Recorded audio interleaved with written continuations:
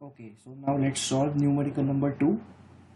Now what they have given? A single row impulse turbine develops power at a blade speed of 175 meter per second. So they have given value for P, they have given value for U as well, blade speed, correct? Now using 2 kg of steam per second, that means they have given the mass flow rate, correct?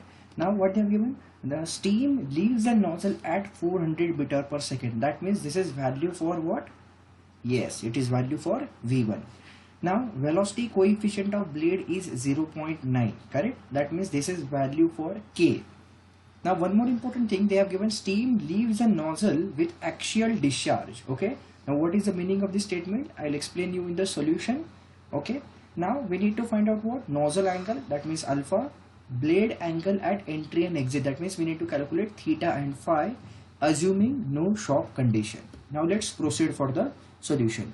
But before proceeding to it, what they have given? They have given steam leaves the nozzle with axial discharge, right?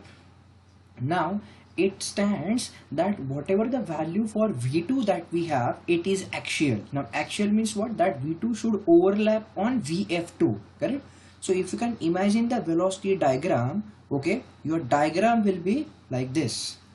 Okay, what they have given? They have given the steam is leaving the nozzle with axial discharge. That means this V2 will overlap on V1, as a result of which your value for beta will become 90 degree and your value for VW2 will be 0, correct? Now whenever they mention the discharge is axial, that means value for V2 and VF2 will be equal, VW2 will be automatically becoming 0 and beta will become 90 degree, correct? Now let's solve for it. Okay, now these are the given things and these are the things which we need to find out, right? So as we know, the formula for power is what? Power is mass flow rate into what? VW2 plus VW1 into U upon 1000, correct? So as the power is in kilowatt, as we have divided by 1000, correct? So power they have given, mass flow rate is 2, VW1 we need to calculate, VW2 is 0 because the discharge is axial, U, the value of U is given is 175 and divided by 1000. So from that I'll get value for what? VW1, correct? Now if I consider this right angle triangle, okay, this is the right angle triangle which I am considering over here. Okay, so if we solve this, so what we have alpha over here, this is V1, the vertical component is VF1 and the horizontal component is what? VW1, correct? So V1 will be given by what?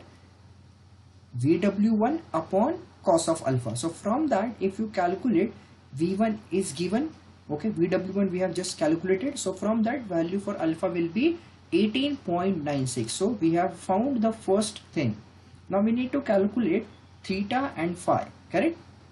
Now again I am drawing the velocity triangle. This is inlet velocity diagram. Okay, so this is triangle BDE. Okay, now from this triangle if I apply the formula for sine alpha, it will be what? The opposite side upon hypotenuse. Okay, we have just calculated value for alpha. Okay, now VF1 is unknown, that we need to calculate, and V1 is in the given itself. So from that I'll get value for what? VF1, correct? Our target is what? Our target is to find out value for theta, correct? Now if you consider this value of CD over here, now we need to consider this triangle CDE, correct? So as to calculate value for theta, correct? So this CD can be given as what? This CD is nothing but what? BD minus this BC, right? So I have just mentioned the same thing over here. It is BD minus BC. BD is nothing but what? VW1. BC is what? U. Okay, so VW1 we already know. Okay, we have just calculated in the earlier PPT which I am showing over here. Okay, so from this VW1 U is given. Okay, we will get value for CD. So this is the term that we have just calculated. Now consider this triangle CDE. Okay, now apply formula for tan theta. So I have shown over here, this is VR1 as my hypotenuse, D is 90 degree. Okay, so tan theta will be what? Opposite side upon this adjacent side CD. CD we have just calculated. So put all the necessary values. Okay, we will get value for theta, correct? So we have found the second case.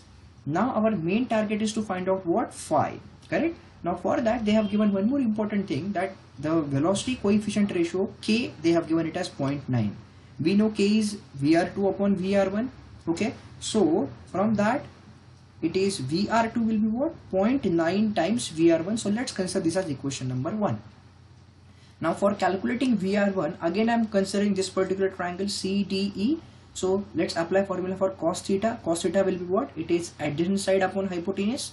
Okay, so theta we already know, we have just calculated from here. I'll put the value over here. Okay, CD is here. So from that we will get value for VR1 as what? 241.99. So once we get value for VR1, I'll put this value in equation number 1 so that we will get value for VR2. Now if you simplify this, you will get value for VR2 as what? 217.79 meter per second. Now the final step is to calculate phi. Okay, so again I am telling you, whenever the discharge is axial, your value for V2 is nothing but VF2, as a result of which your value for beta will be 90 degree and VW2 will be 0. So I have drawn the necessary outlet triangle or velocity diagram over here. Okay, so if I apply formula for cos phi, it will be what? It will be this U, or you can say it as BC upon this hypotenuse CF, which is nothing but VR2.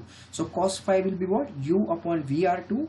U, the value is already given. VR2 we have calculated from here, and from that we are in a position to get value for the outlet blade angle phi, which is 36.53, and this is our required solution. Okay, repeat this video for better understanding and for better concept clarification. Thank you.